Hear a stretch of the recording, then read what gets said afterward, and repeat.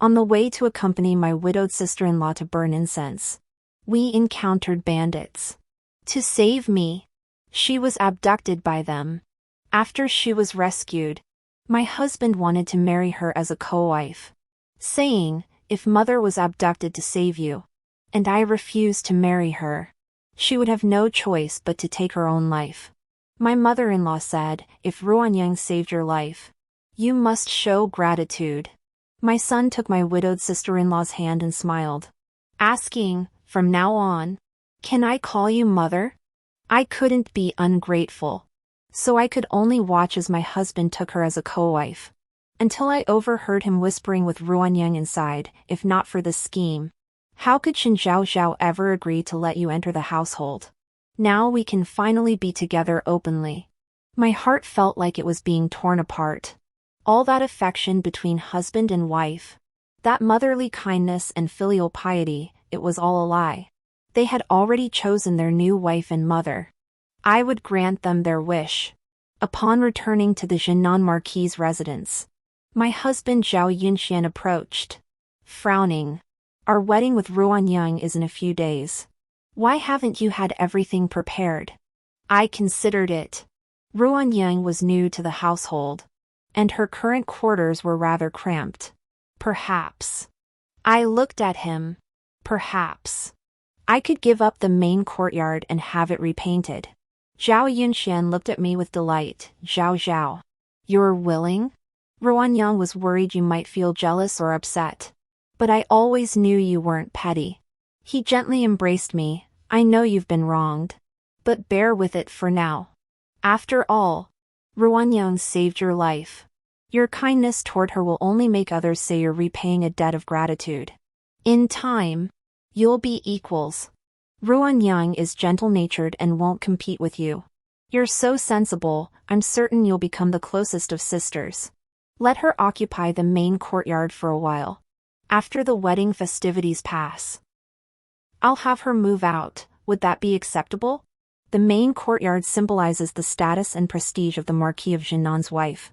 By asking me to yield it to Ruanyang, he was unmistakably declaring her place in his heart to all, letting everyone know who truly holds the Marquis of Jinan's heart. In the past, I would have wept. But now, I no longer care. I shook my head gently. If the main courtyard must be given up, then so be it. Why keep moving things around? Let her stay there from now on. Zhao Yunxian looked at me, puzzled by my unusual generosity. Unlike my usual temperament, he asked, Zhao, you wouldn't be making things difficult for her regarding my marriage to Ruanyang, would you? I smiled, of course not. Isn't she the one who saved my life? I'll personally arrange a grand wedding for you two and announce to everyone that Ruanyang will be the main mistress of the Marquis of Jinan. Zhao Yunxian relaxed and smiled. Then go make the arrangements. I'll go see Ruanyang, she's out with Bauer today, flying kites by the lake. Watching his joyful figure depart, a pang of bitterness filled my heart. I recalled the emperor's words to me, the old general has distinguished himself in battle.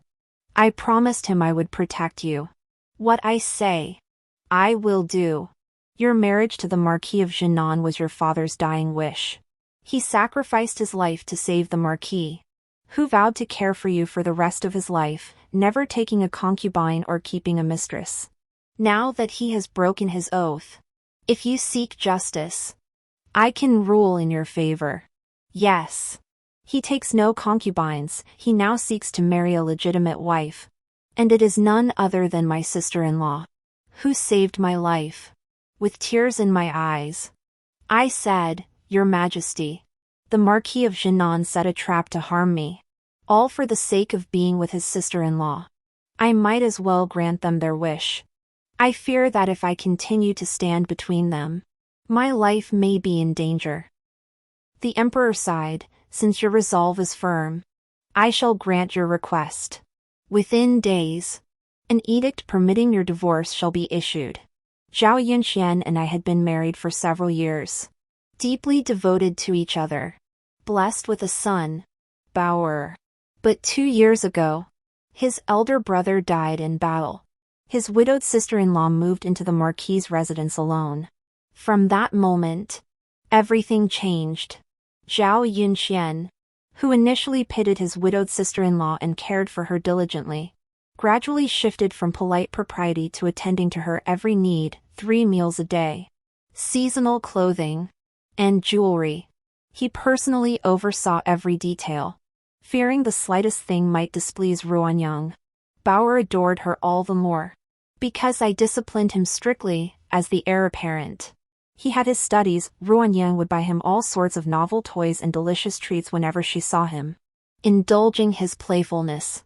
Over time, his heart had long since turned toward her.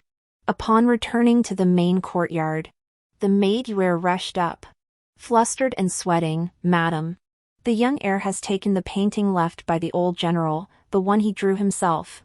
Among the things father left me, the most precious was this painting he created himself. It depicted the snowstorms he faced while guarding the frontier.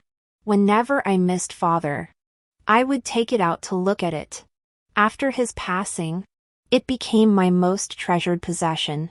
Hearing Bauer had taken it, I urgently demanded, "Where did he take it? What for?" Yura replied, "He said he'd make a kite with it. To fly kites with. With his mother." My head felt like it would explode. His mother? Ruanyang? He actually took his maternal grandfather's posthumous work to make a kite with Ruanyang? I turned and raced toward Ruanyang's courtyard. Just as I reached the lakeside, I heard laughter. Bauer clapped his hands. "Mother, isn't the kite beautiful?" Ruanyang's soft voice laughed beside him. "Bauer's kite is truly lovely. Mother likes it very much. Yunxian, fly it higher." Zhao Yunxuan's voice brimmed with excitement. "All right. I'll fly it higher so you can see it better." I rushed over, gazing at the kite soaring in the sky. Tears welled up in my eyes. Pasted onto the kite was my father's painting. They had actually cut it out and used it to make a kite for their amusement. "Stop! Bring that kite down." I grabbed Zhao Yunxuan's arm. Bauer shoved me away. "What are you doing? I made this kite myself. I want to see it fly." "Mother, why won't you let me?" My eyes reddened. "Bauer, what did you use to cover the kite?" Startled by my expression, Bauer murmured without answering. Ruar snatched Bauer into her arms, looking apologetically at me. "I'm sorry. Zhao. Don't blame Bauer. I was the one who suggested flying kites. Bao Bei said you had a painting you made yourself. Just the right size for a kite. I figured it wasn't some precious calligraphy or painting. So I agreed. How about I paint you another one to make it up to you?" Zhao Yunxian looked at my fierce expression and said unhappily, "Everyone was having a great time. But you showed up and ruined the mood. It's just a painting, not some famous calligraphy. I'll compensate you with a piece by a master from the previous dynasty, worth a fortune. Far superior to yours." Ruanyang continued, her eyes red. "It's all my fault. I said I'd never seen snow. So Bauer mentioned you had a painting of a snowy landscape and specially used it to cover the kite for me to see. It's entirely my mistake. If you want to hit or scold someone, take it out on me, don't blame Bauer." Bauer shoved me hard. "I hate you." Then she threw herself into Ruanyang's arms, sobbing. "I don't want her as my mother. She only yells and scolds me every day." Zhao Yunxian stood behind Ruanyang, pulling both her and Bauer into his embrace. He glared at me coldly. "What kind of madness do you unleash the moment you step into the mansion? Bauer was happy just now. And now you've made her so heartbroken. How can you call yourself a mother?" I lunged to grab the kite string from his hand, but he shoved me away. He snatched a pair of scissors nearby and cut the string, glaring at me with scorn. "Now the kite's gone. No need to make a scene anymore." Tears welled up in my eyes. The only painting my father left me was gone. I turned and ordered the servants, "Go find that kite immediately. Whoever brings it back will receive 1,000 taels of silver." Zhao Yunxian grabbed me by the arm. His face flushed. Must you act so recklessly? You let it go. And now you're defying me? Smack! I turned and slapped him across the face. Fire blazing in my eyes. Zhao Yunxian.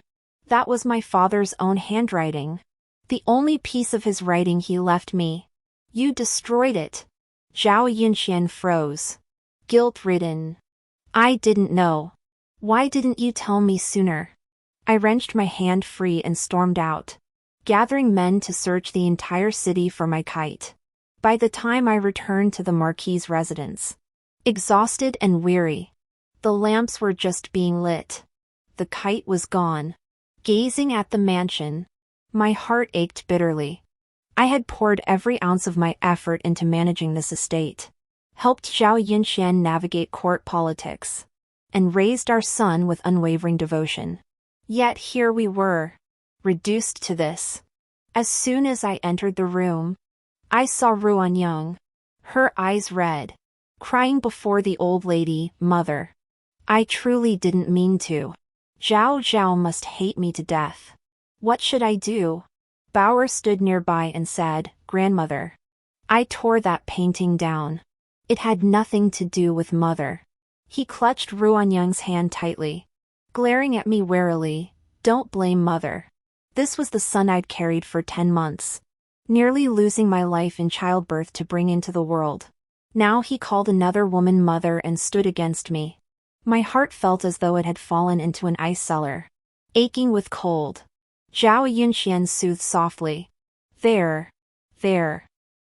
Crying too much will hurt your eyes." I cut the kite's string. If Zhao blames anyone, it should be me, not you. When she returns, I'll simply replace the painting. The old lady raised her eyes to meet mine, her expression displeased. Zhao, you ran off on a whim, throwing the entire Marquis's household into chaos. How can you act as mistress over such a trivial matter, a painting? It's gone. But I know it was your father's legacy to you. But surely the living matter more than the dead? Could you bear to wound the hearts of your entire family over a painting? My teeth clenched until they tasted metallic. The dead matter less than the living? That painting was my father's only memory left to me. And they dismissed it with a casual remark. Not only did mother-in-law refrain from scolding them, she morally blackmailed me. If I persisted, I'd be the unreasonable one. A painting had shattered our family harmony. Watching the four of them together, I closed my eyes and spoke. Utterly disheartened, the kite is lost. Forget it. Mother stood up, gently clasping my hand. Her eyes reddened as she said, Zhao, it's all my fault. I know. I won't do this again. I won't let Bauer touch your things carelessly either. Please don't blame him. Okay? Her face radiated maternal kindness, moving Bauer to watch her with emotion. Ruanyang's grip tightened. I lowered my gaze and saw a familiar jade bracelet on her snow-white wrist, the betrothal token from the Shin family when they proposed marriage to the Shinnan Marquis household. 2. I had always kept it in my private vault. Yet now it adorned Ruanyang's wrist. I seized her wrist. Where did this bracelet come from? Ruanyang's face drained of color as she looked at Zhao Yunxian with terror. Your lordship. Zhao Yunxian stepped forward to shield her. Our wedding is imminent. You haven't worn this jade bracelet. And I thought, since it represents the status of the Marquis of Jinnan's household, it would be fitting for Ruanyang to wear it during the ceremony to honor our family. Surely you wouldn't be so petty? A faint smile touched Ruanyang's lips. Zhao.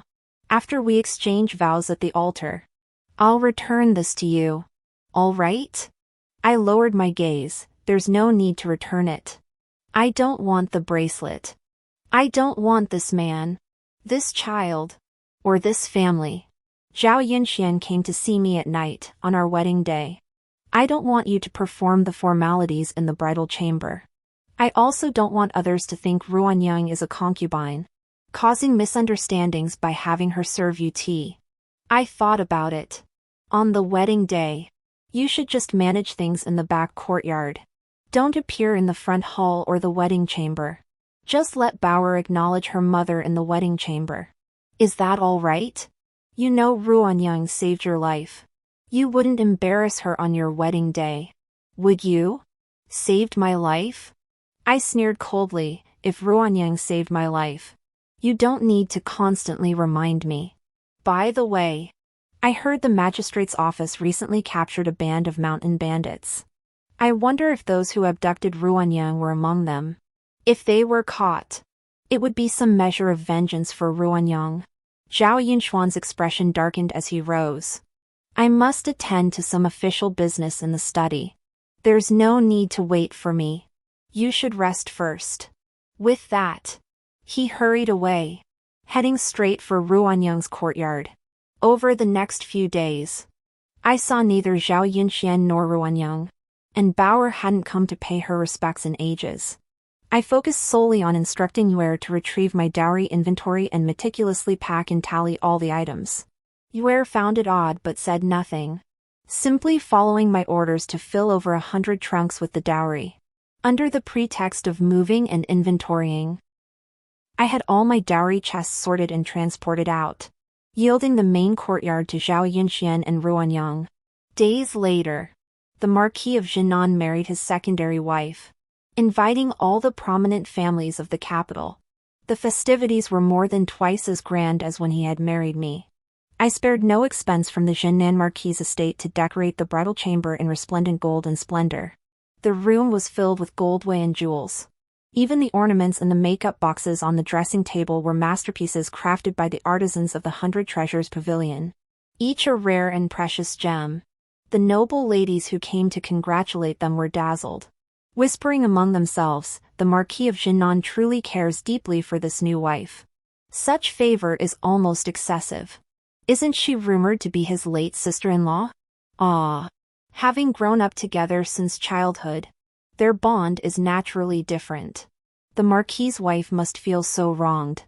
I hurriedly interjected, if Lady Rua saved my life during that pilgrimage, she is my benefactor. I wholeheartedly approve of the Marquis marrying her. There is absolutely no illicit affair between them. The Marquis took her as a secondary wife solely because she saved my life. Please, ladies, do not speak so lightly. The ladies looked at me with pity. You're so naive. So utterly foolish. Men always have their eyes on the next dish while eating from the current one. Look at this, she hasn't even entered the household yet. And the main courtyard is already being surrendered. You'd better start thinking about how to handle this in the future. Once that fox spirit enters the door, Zhao, you'd better be careful. The auspicious hour arrived. The newlyweds were about to perform the wedding rites. The master of ceremonies had just announced, first bow to heaven and earth. Imperial edict. A court attendant entered bearing the decree. Zhao Yunxuan's face lit up with joy as he gently clasped Ruanyang's hand.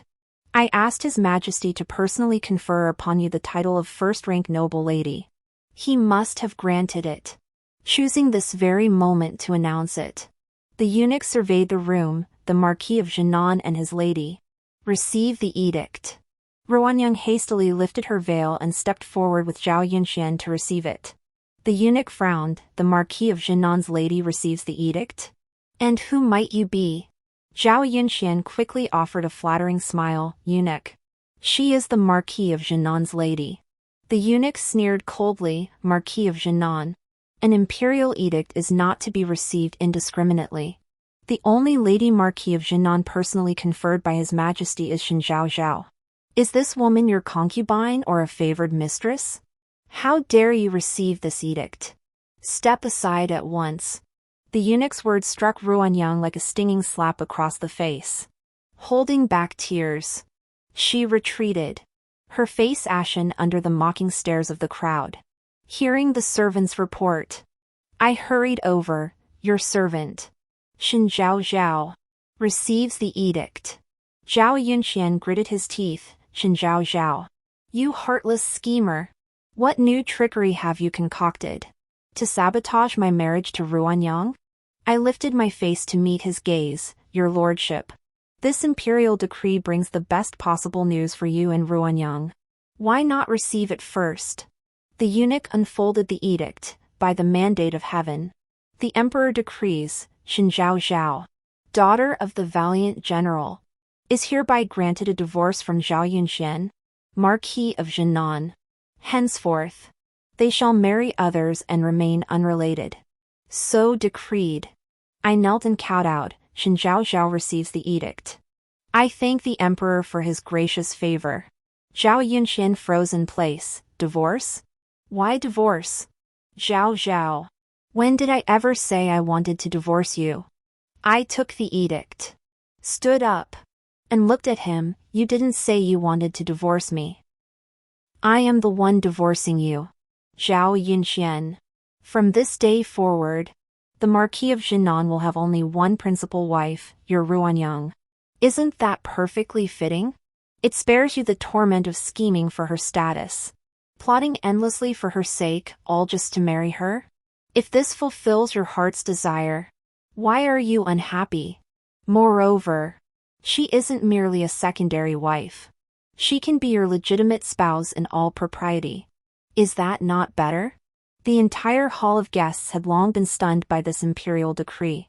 Witnessing this upheaval at the wedding feast, murmurs began.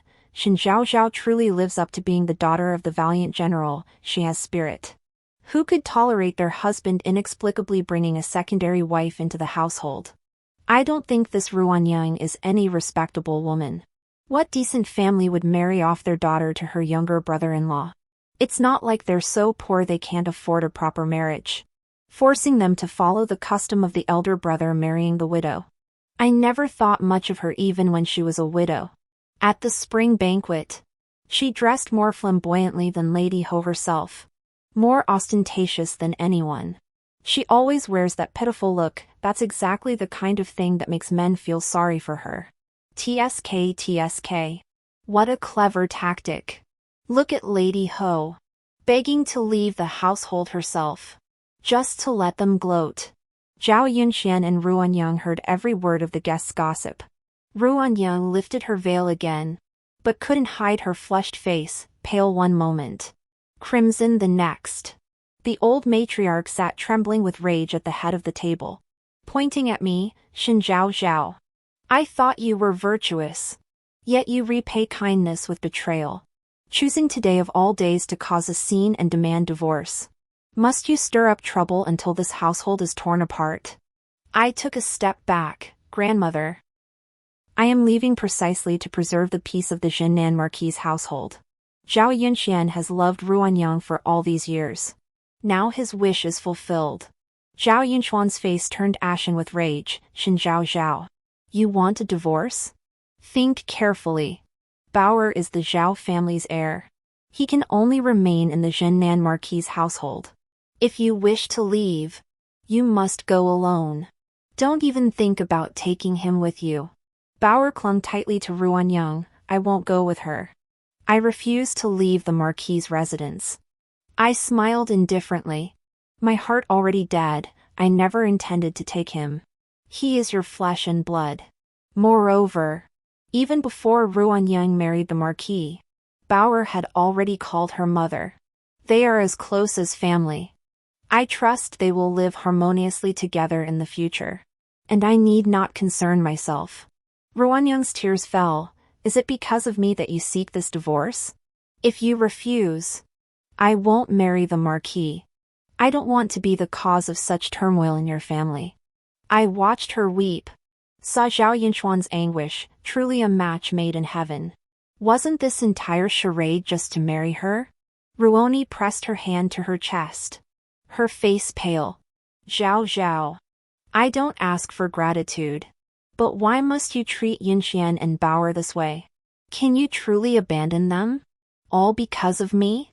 Because I was abducted by bandits. Yunxian feared the capital's gossip about my tarnished virtue. So he claimed he'd marry me. I told him I didn't fear others' words. Even if it was to save you back then, it was all my own choice. I never sought any reward.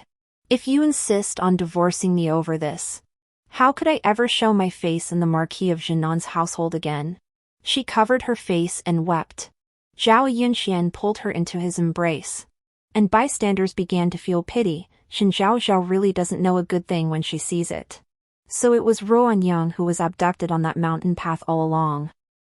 How pitiful, sacrificing herself to protect Xin Zhao. Life is hard for women. Xin Zhao. Bear with it. After all, she saved your life. As reproachful stares washed over them, Bauer wiped Ruanyang's tears with her small hands. Don't cry, mother. Bauer won't let anyone bully you. Then he looked at me, his face full of righteous indignation. Mother, you said one must repay kindness. She saved your life. So why do you always bully her and make her cry? It was like this with the kite last time. And it's like this now. Bauer doesn't like having a mother like this, unreasonable, ungrateful. How could she possibly be worthy of being the mistress of the home mansion? What a little man standing up for his mother, though the one he defended wasn't his birth mother, but his stepmother. I gave a cold laugh, refusing to look at him again. My gaze fixed on Zhao Yunxian and Ruanyang. You were captured trying to save me? But why does the official's account differ from yours? Bring them in, I commanded. Yua replied. Yes, miss. My escort guards brought in two bandit-like figures, their faces beaten black and blue. I stared at them and demanded, answer me. Was it you who ambushed the Marquis of Jinan's wife on the mountain path? The two men begged for mercy. Mistress, spare our lives. Someone else ordered us to do it. How could we dare rob a noble from the capital? We'd be lucky to even rob a passing merchant caravan. Then they glanced at me, suddenly noticing Zhao Yunxian and Ruanyang beside me. They pointed frantically. Your Excellency. It was them. They paid us 500 taels of silver to ambush you during your pilgrimage and fake the abduction of that lady who stood up for you. We just played along for the 500 taels. We never intended to kidnap a noble. We're being framed. Zhao Yunxian stepped forward and kicked him. How dare you spout such nonsense? Who bribed you to put on this show? Open your dog eyes. The two men protested loudly. We have proof. After you finished paying with the silver notes. When this lady followed you, she even rewarded my wife with a gold hairpin. There are characters engraved on it. Saying this, he pulled out a gold hairpin from his bosom. Sure enough, the character Rua was engraved upon it. The entire hall erupted like a boiling pot. Good heavens! The Marquis of Jinan actually did such a thing? How heartless! I told you, marrying his own sister-in-law as a secondary wife? What kind of decent person does that? Sure enough, after all this circling around, it was all for this woman. It's truly disgusting. They've probably been having an affair for ages. He even held a wedding ceremony to take her as a secondary wife. I hear he's petitioning for her to be granted the title of first-rank noble consort. The Marquis of Jinan is utterly shameless. Spit. I shot Zhao Yunxian a scornful look. Everyone says the Marquis of Jinan is bold and strategic. Yet it turns out you've reserved all that cunning for your inner chambers. How chilling. Had you simply said you wanted to marry her, I would have stepped aside. Why put on this charade? Forcing Ruanyang to suffer in a carriage with these bandits? An entire hour, what a bargain for them. Crammed into a two-seat carriage with a beautiful young woman. Who knows how many advantages they took.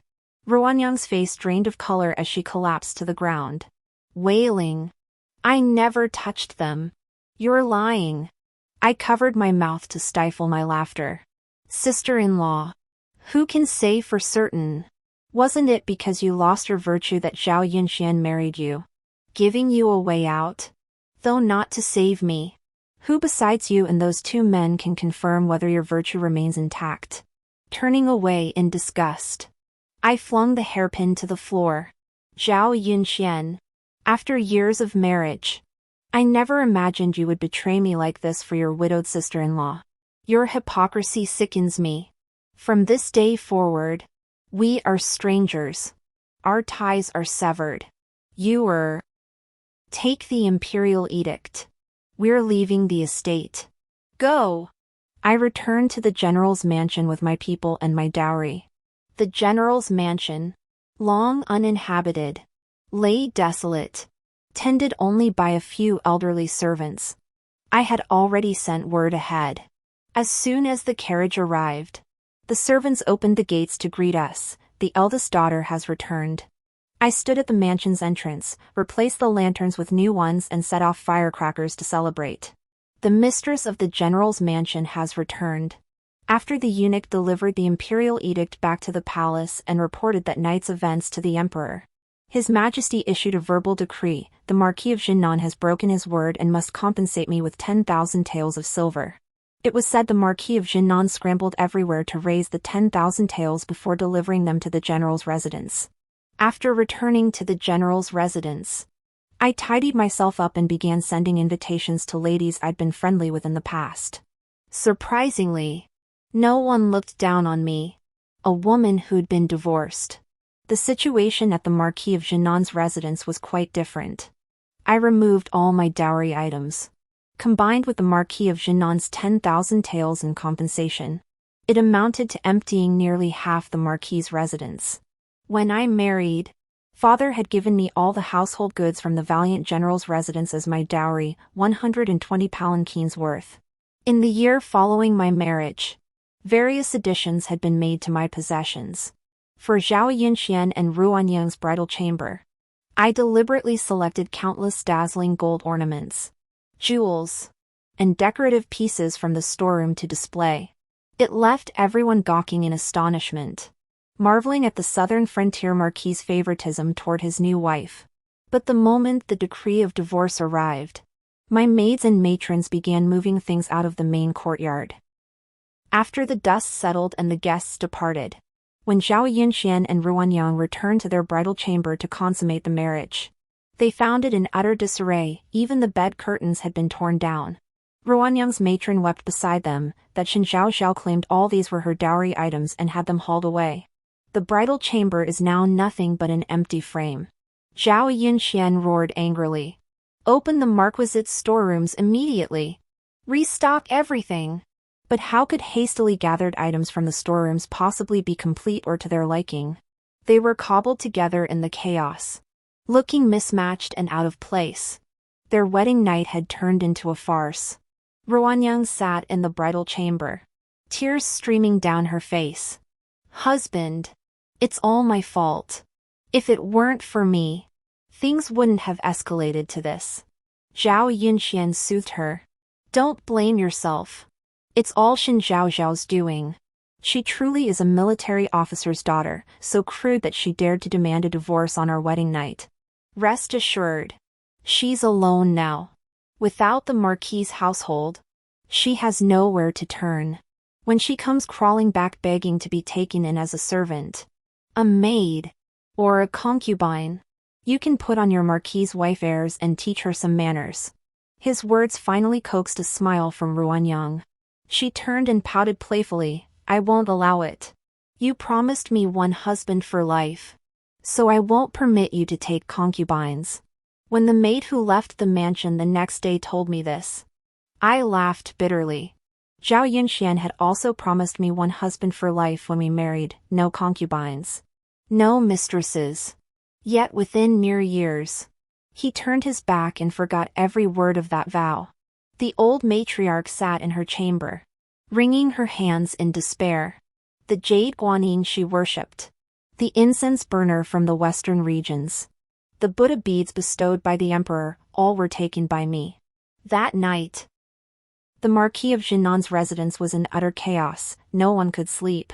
Early the next morning, the Marquis of Jinnan entered the palace with his new wife to pay respects to the empress. They waited outside the empress's chambers for 2 full hours. Yet no one summoned them inside. Instead, palace consorts and noble ladies attending court came and went. Eyeing the couple waiting at the door, is this the new Marquis of Jinnan's wife? Such striking beauty, no wonder a widow could win the Marquis's favor. What do you know? It takes more than just beauty. Maybe she has other tricks up her sleeve. Wasn't Shen Zhao a beauty? Look at her, still divorced. So, It's clear the new lady has better skills. You should go ask her for a trick or two. You might even win the emperor's favor. Ruanyang's face flushed crimson, wishing she could sink into the ground. Finally, a palace maid emerged to relay the message. Her Majesty the Empress Dowager is unavailable to receive the Marquis's wife. Please return. Madame Rual grew desperate, thrusting a silk pouch toward the attendant. Kind lady, might you explain why Her Majesty refuses to see me? The palace maid took the pouch, weighed it in her fingers, and smiled faintly before tucking it away. The Empress said, she murmured, that the valiant general is a venerable minister held in the Emperor's high esteem. When the Marquis pledged undivided devotion to the general's daughter, he now takes a new wife. This cannot help but chill the heart. Moreover, you two have schemed to frame mission. When word reached the palace, His Majesty was furious. He declared that a man like the Marquis is treacherous and untrustworthy, unfit for deep friendship, much less high office. You two should return now. With that, she turned and entered the palace. Zhao Yunxian stood rooted to the spot, as if struck by lightning. The Empress's words clearly conveyed the Emperor's will. A palace maid would never dare deliver such a message directly. This was merely the Emperor's way of sending him a warning. He had broken his promise and betrayed the Emperor's trust. The Emperor knew everything he had done to marry Ruanyang and despised him for it. His face ashen, he left the palace with Ruanyang and returned to the Marquis's residence. The word spoken by the palace maid had already been spread throughout the city by a noble lady who had passed by on her way out. The world excels at elevating the high and trampling the low. The Marquis of Jinnan's residence plummeted from being the capital's most sought-after powerhouse to a deserted place where no one dared set foot. People avoided anyone associated with the Marquis's household. Others might not have minded, but Bauer was the first to make a fuss. Back when I was in the Marquis's residence, I provided him with the finest food, clothing, and necessities. But now, with the residence's treasury severely depleted, how could things remain as they once were?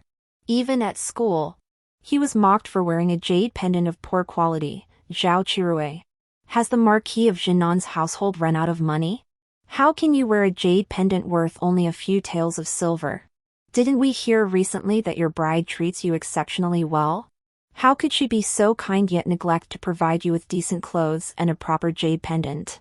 Once she has her own child, she won't need you at all. I heard his father spent 10,000 taels of silver to marry that new lady. Borrowing money everywhere. He's probably broke by now.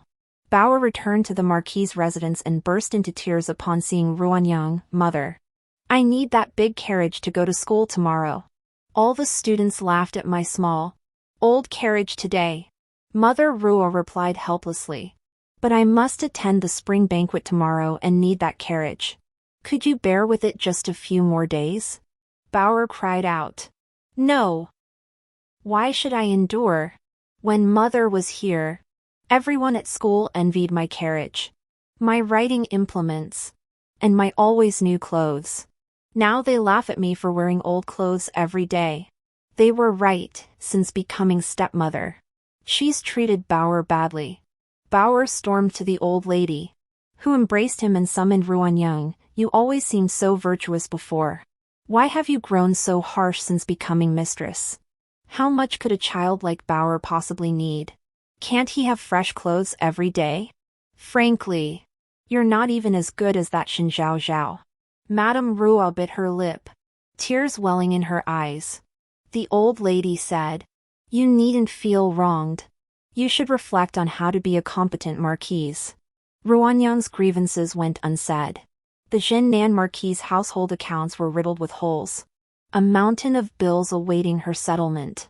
Previously, she had used her dowry to cover the deficits. But Ruanyang's family background was merely that of a concubine's daughter to a minor official. Where would she find a dowry? All she had was the personal allowance given by Zhao Yunxian, which was depleted within a month. The old lady demands bird's nest soup daily, hundreds of taels a month. Zhao Yunxian indulges in the finest pear blossom wine. 100 taels per jar. Bauer's writing implements are the most exquisite, and her garments arrive seasonally from the brocade pavilion. Her vision darkened as she realized the entire marquisate had been sustained by her dowry. Now that she was gone, without the silver, the birds' nests and fine wines vanished, and everyone grew dissatisfied with her. When the marquisate of Jinan prepared for its chrysanthemum banquet, following tradition, the steward went to her bridal shop to purchase dozens of jars of fine wine. Ruan Young, however, sent word requesting credit. When the shopkeeper came to ask for my approval, I nodded, grant her credit. Upon hearing my consent, Ruan Young's mind spun. She ordered all the brocade for the banquet and the banquet tables for the restaurant from my dowry shop, all on credit. The matron she sent back beamed with satisfaction. You, Madame Xin Zhao Zhao, should know better. Who would dare take a divorced woman? In the end, she'll still return to the Marquis's mansion. Now she's meek and submissive, but when she enters the Marquis's gates someday, our mistress will naturally look upon her with favor. Granting her the status of a concubine would be better than being a mere bedchamber attendant. Wouldn't it? With that, she strode off haughtily. On the day of the chrysanthemum banquet, Zhao Yunxian surveyed the lavish feast.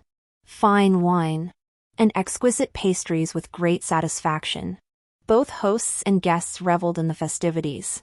But just as the festivities reached their peak, 7 or 8 shopkeepers blocked the entrance to the Marquis of Jinan's residence.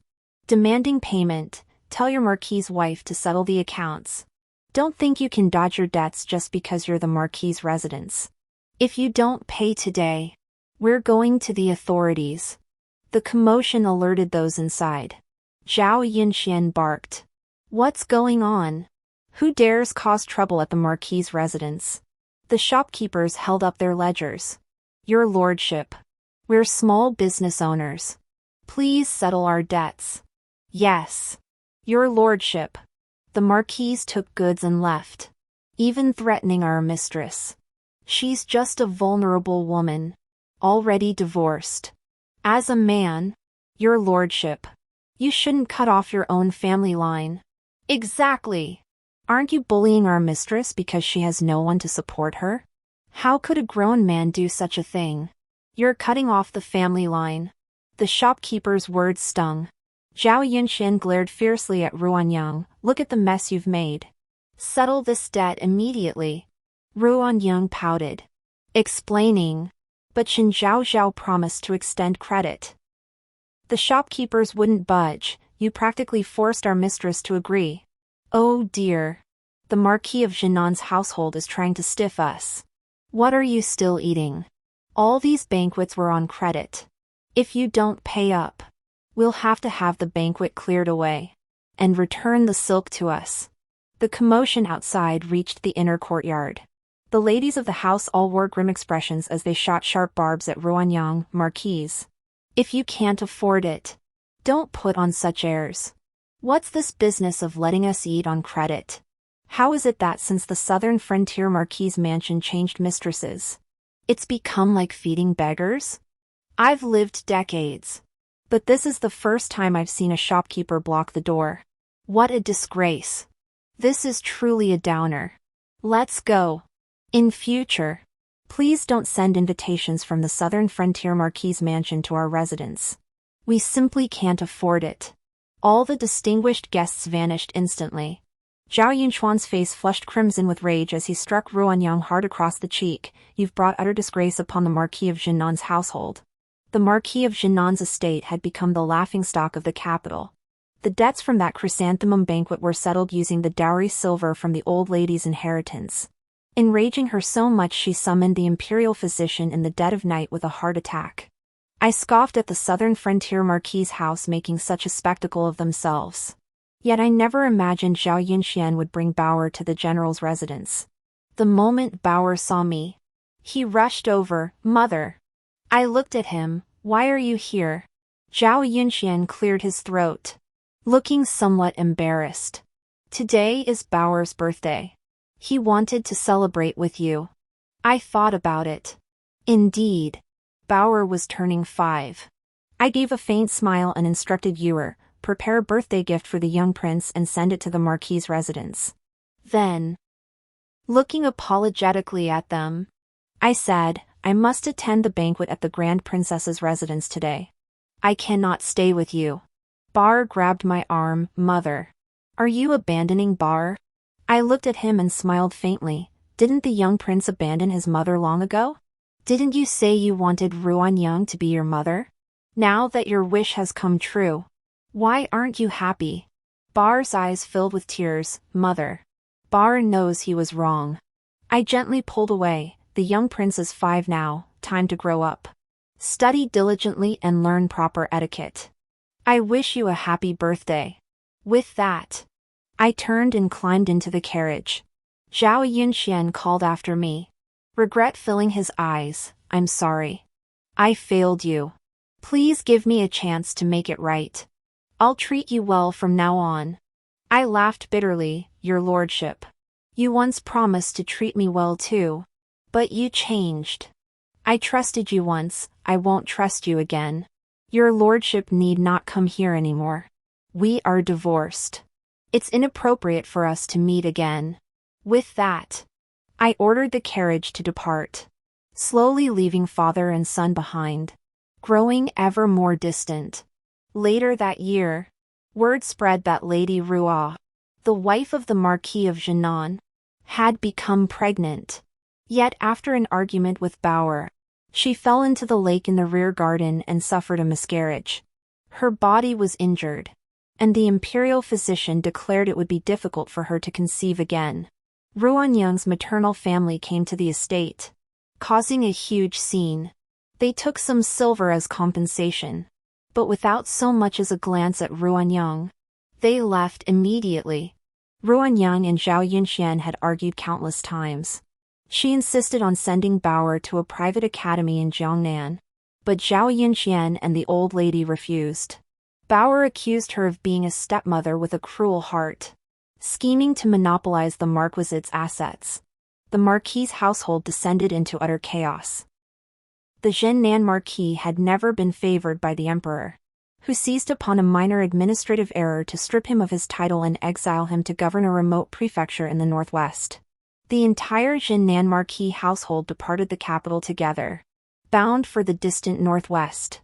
They would never return to the capital in this lifetime. I watched Zhao Yunxian, the once powerful Marquis of Jinan, depart with only 2 dilapidated carriages. A faint smile touched my lips. This was the extent of his life now. From a powerful noble to a destitute provincial official, and in the poorest, most lawless prefecture. For officials stationed there, death was the only escape. For the proud and pampered Zhao Yunxian family, this was worse than death. I turned away. Now, in the capital, it was the 3rd month of spring, a time when all things were coming to life. I climbed into my carriage and headed in the opposite direction from the Marquis's carriages, riding toward the increasingly bright spring sunshine. The end.